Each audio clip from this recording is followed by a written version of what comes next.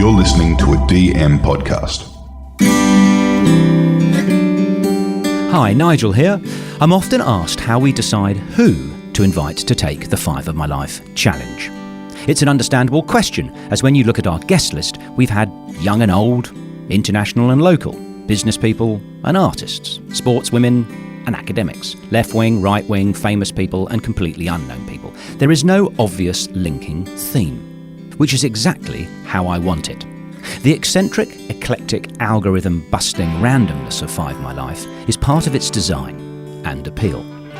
So back to the question. The answer is that there are 3 different ways we get our guests.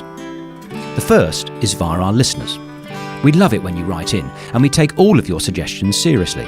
It's a fabulous way to both build connection within the 5 My Life community and a great way to get guests I otherwise wouldn't have thought of. To pick just 3 examples, the wonderful head of nursing, Mary Chiarella, the brains behind the category-busting news site, The Daily Oz, Zara Seidler, and the author of extraordinary bestseller, Women, Men and the Whole Damn Thing, David Laser, were all listener suggestions. Please do keep your suggestions coming in. The second way we get guests is through the 6th choice, the person our guests nominate that they want to hear on 5 of My Life next.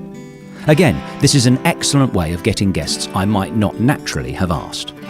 The founder of the global phenomenon The Guilty Feminist, Deborah Frances-White, the former Deputy Prime Minister of Ireland, Frances Fitzgerald, and the transformational industry leader Alison Myrams are 3 such examples of this category. The third way we choose guests is simply people who I personally feel might be interesting.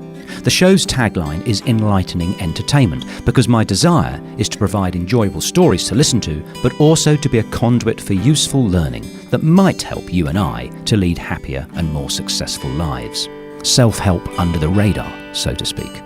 Whether they be a painter like Stuart MacFarlane, a rabbi like Jeffrey Cummins, a singer like Abby Dobson, or a CEO like Brad Banducci, they are all people I think we could be entertained by and learn from.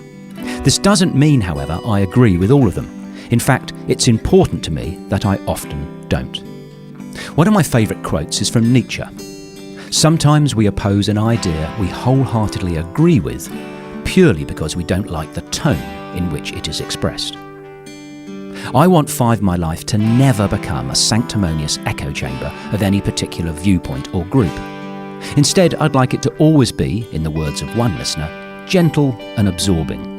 And this includes curiously and respectfully listening to people with wholly different worldviews than mine. So I hope that answers the question of how we choose our guests. And on the subject of guests, next week we have another listener suggestion, Jamie Jury. For me, Fix You by Chris Martin, Coldplay, was a bit of a wake-up call. And look, it's no secret that I've had a string of relationships, been engaged a few times and finally now with an amazing partner and have 2 beautiful kids. But it took me a while to get it right. And for a lot of reasons, I was choosing people that I felt I needed to fix.